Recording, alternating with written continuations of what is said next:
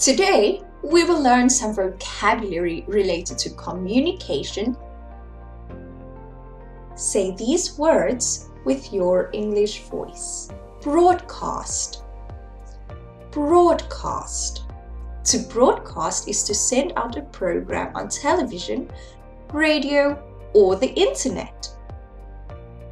Print. Print.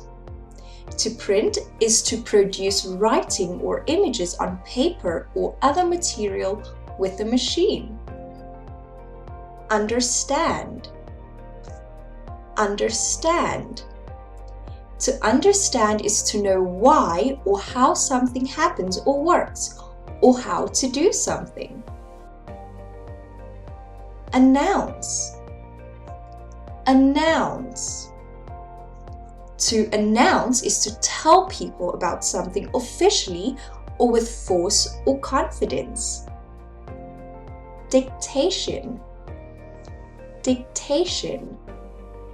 This is the activity of saying something for someone else to write down. Narrate. Narrate.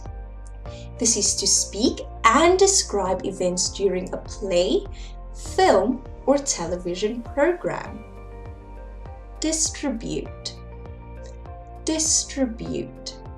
This is to give something out to several people.